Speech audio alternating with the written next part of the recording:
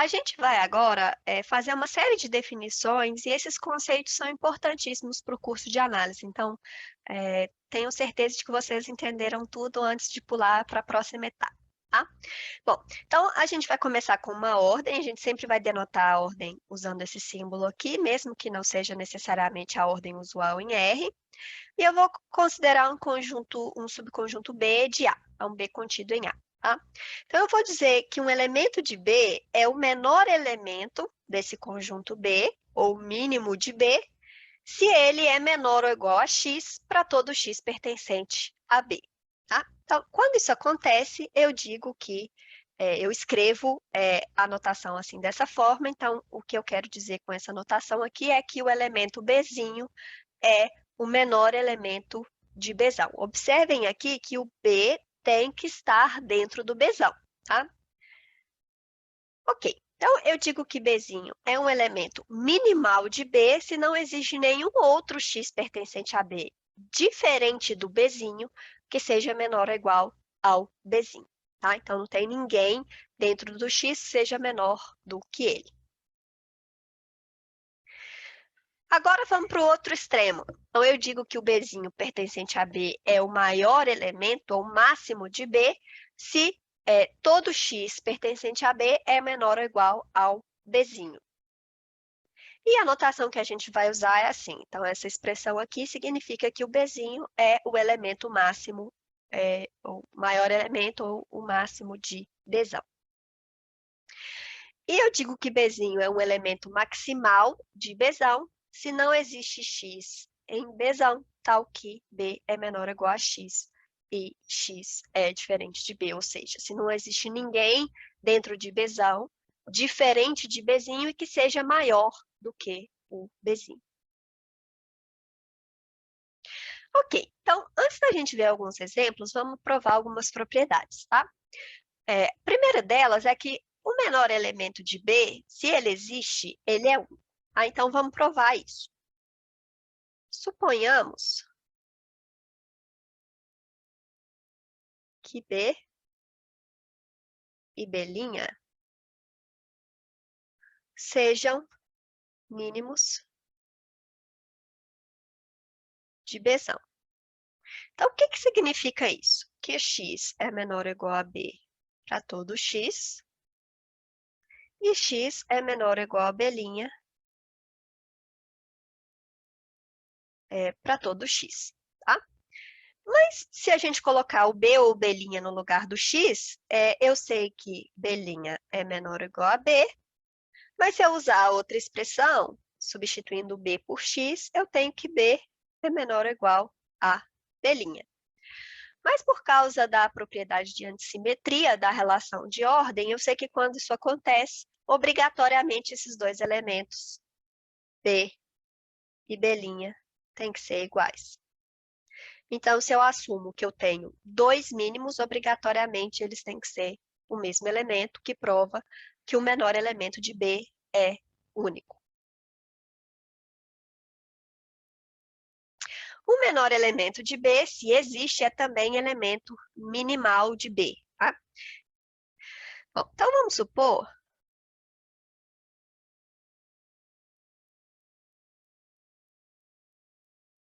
que Bzinho seja mínimo de B e que x seja menor ou igual a B.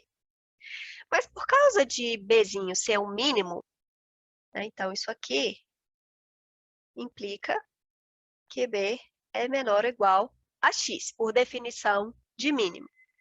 Então, se eu tenho que B é menor ou igual a x e x menor ou igual a B, então, obrigatoriamente, pela propriedade de antissimetria, eu preciso que x seja igual a B. Então, o que eu tenho com isso? Se x for menor ou igual a B, automaticamente x tem que ser igual a B. E isso aqui implica que x é minimal. Lembrando que a definição de minimal é justamente não existir nenhum elemento menor do que B que seja diferente de B. Tá? Ok, então, valem propriedades semelhantes para o maior elemento. Então, o maior elemento de B, se existe, é único.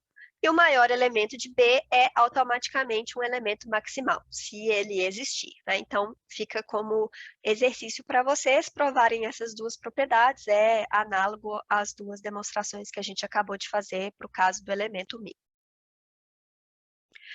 Ok, então, em uma ordem que não é total, um elemento minimal nem sempre é o menor elemento. Tá? Então, vamos ver um exemplo disso. Então, vamos considerar o conjunto de partes dos números naturais e esse subconjunto B aqui, tá?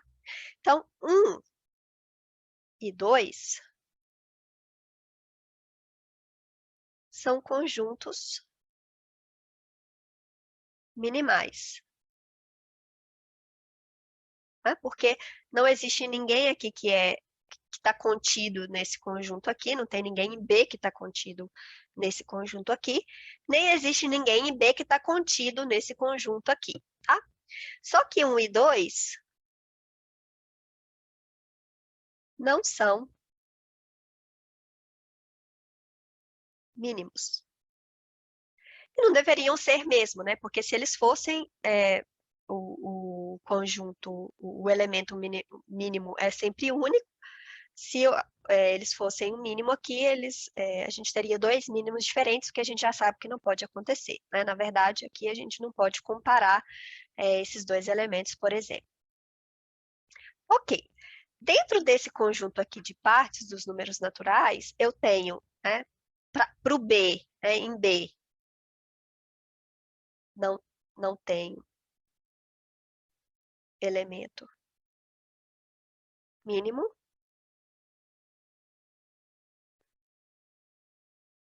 nem elemento máximo, esse subconjunto B. Mas no conjunto de partes dos números naturais, eu tenho um elemento mínimo e um elemento máximo. Então, o conjunto vazio é o elemento mínimo. E o conjunto todo dos naturais é o elemento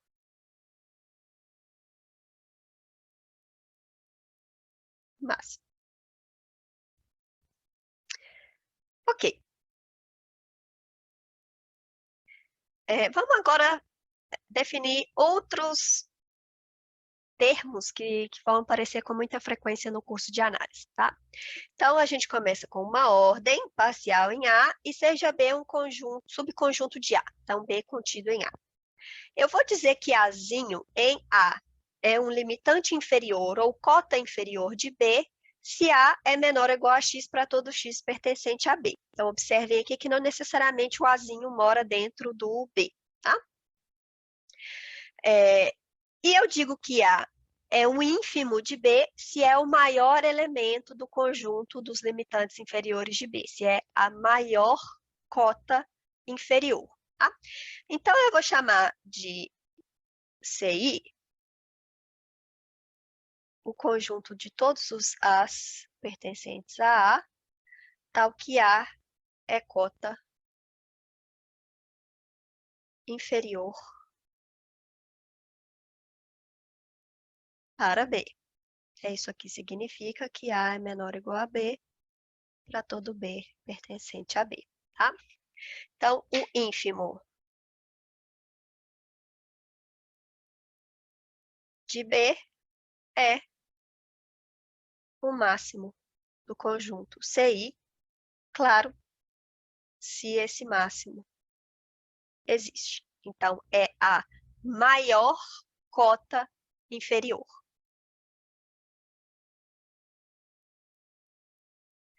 Então, quando o elemento Azinho é o ínfimo de B, a gente usa essa expressão aqui, tá? Então, isso aqui significa que A é o ínfimo do conjunto B. Agora, a gente diz que A é um limitante superior ou cota superior de B se todo X em B é menor ou igual a A, tá? E a gente diz que A é o supremo de B se A é o menor elemento do conjunto dos limitantes superiores de B. Vamos chamar de CS o conjunto de todos os elementos de A, tal que A é cota superior de B. Então, o supremo de B é igual ao mínimo de CS. Então, é a menor das cotas superiores. E aí, quando isso acontece, a gente escreve dessa forma. Então, essa expressão aqui significa que A é o supremo do conjunto B. Observem que aqui a gente está pedindo que essas cotas superiores e inferiores, o ínfimo e o supremo, eles pertencem a A, não necessariamente a B, né? Então, esses limitantes, eles não necessariamente precisam ser elementos de B. Ok, o supremo e o ínfimo de um conjunto, se existem, são únicos pela definição de máximo e mínimo, né? Então, o sup é o mínimo de CS e o ínfimo é o máximo de CI. Então, como mínimo e máximo, como a gente já mostrou, são únicos, o supremo e o ínfimo também são únicos. Então, ínfimo e supremo são únicos. Por outro lado, se B for o ínfimo do conjunto Bzão e o B for um elemento do conjunto Bzão, ele passa a ser também o menor elemento, ele automaticamente é o menor elemento de B. Né? Por quê? B ser ínfimo de B significa que Bzinho é uma cota inferior para Bzão, o que implica que x é menor ou igual, ao contrário, né? Bzinho é menor ou igual a x para todo x pertencente a B, que implica que B é o mínimo de B. Porque aqui eu estou assumindo, né, que esse ínfimo também é um elemento de B, é um ínfimo. Se ele pertencer ao conjunto, ele é o menor elemento desse conjunto. Agora, se B é o menor elemento de B, então, obrigatoriamente, ele é o ínfimo de B, tá? Vamos provar isso. Se B é o menor elemento de B, então, Bzinho é menor ou igual a x para todo x pertencente a B, o que implica que B pertence ao conjunto de cotas inferiores para B. Né? Lembram que a gente usou essa notação aqui para falar do conjunto de cotas inferiores para B. Por outro lado, se eu tenho A pertencente a esse conjunto de cotas inferiores, então isso aqui significa que A é menor ou igual a x para todo x pertencente a B, o que em particular implica que A é menor ou igual a B. Né? Isso aqui vale para todo A pertencente a esse conjunto de cotas inferiores. Então, isso aqui implica que B é o maior elemento de CI, que implica, né, que é justamente a definição de ínfimo. Né?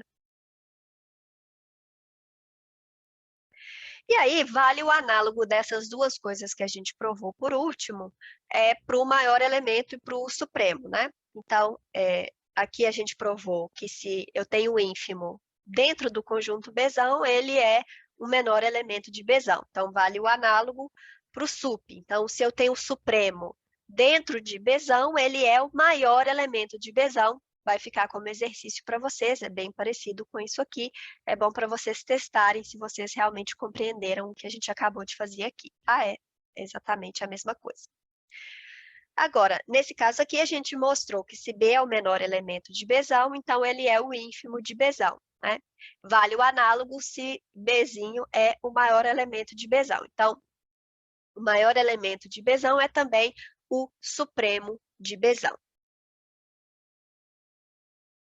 Bom, vamos ver agora alguns exemplos. E para a gente pensar em um exemplo bem simples, para a gente ilustrar todas essas definições que a gente fez até agora, vamos pensar em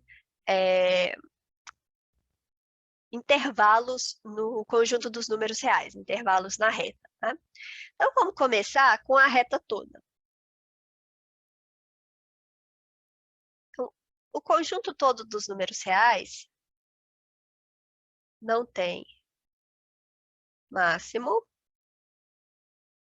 nem mínimo,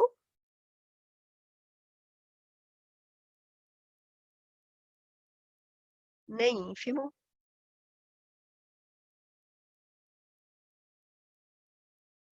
nem supremo. Vamos agora pensar em um outro tipo de intervalo, um intervalo limitado. Tá? Então, vamos pensar no intervalo aberto entre 0 e 1. Então, o conjunto dos valores de x que satisfazem essa restrição aqui. Então, nesse caso, esse conjunto não tem máximo,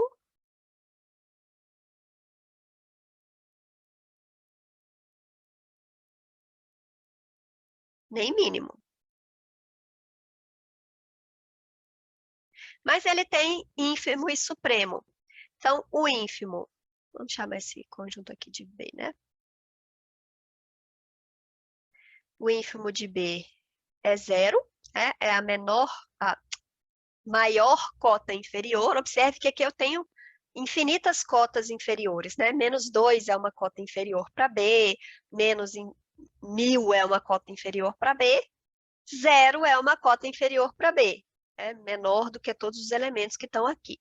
E é a maior cota inferior possível. Qualquer elemento maior que 0 não vai ser uma cota inferior para o conjunto B. Então, o ínfimo de B é 0. E o supremo de B é 1. Então, agora, o que, que a gente ganha aqui? Como que a gente mostra isso?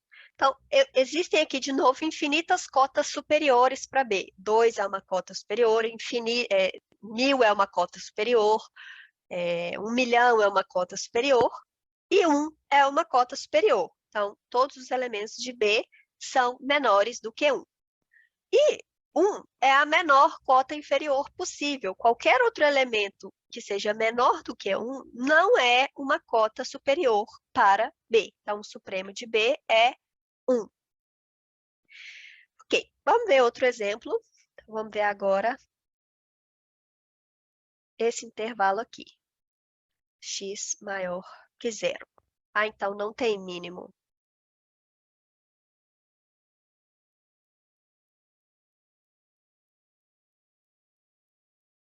Nem máximo. O ínfimo continua sendo 0, mas agora o supremo também não existe. Não tem cota superior, né? O conjunto das cotas superiores é vazio.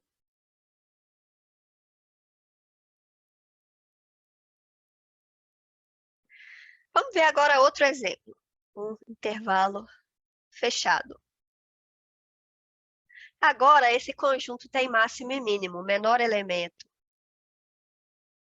é 0, que é também o ínfimo, né? A gente sabe que quando tem menor elemento, o ínfimo também é o mesmo. E o máximo é o 1, que é também o supremo. Por outro lado, se eu pego esse intervalo aqui, x menor do que 1, então agora esse cara não tem mínimo,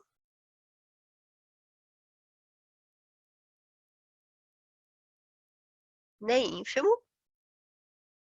O conjunto das cotas inferiores é vazio, não tem cota inferior. E o máximo é igual a 1, que, claro, é igual ao supremo, como a gente já mostrou. Ok? Bom, antes da gente terminar essa parte de relação de ordem, vamos só reescrever a definição de ínfimo e de supremo. Aqui não tem nada de nenhum resultado novo, é só uma maneira diferente de escrever, mais explícita de escrever o que é o ínfimo, tá? Então, lembrando que o ínfimo é a menor ou a maior das cotas inferiores, né? Então, o B vai ser o ínfimo do conjunto Bzão.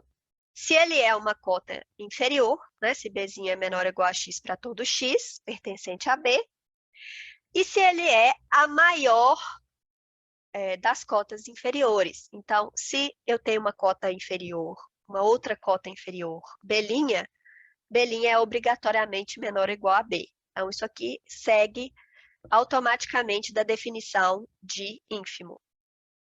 E a gente pode reescrever também a definição de supremo. Então, o Bzinho vai ser o supremo de B. Se primeiro ele é uma cota superior para B, x menor ou igual a B para todo x pertencente a Bzão. E se ele é a menor das cotas superiores, ou seja, se eu tenho uma outra, que faltou linha. Se eu tenho uma outra cota superior, B', então, obrigatoriamente, o B tem que ser menor ou igual a B'. Então, o supremo é a menor das cotas superiores.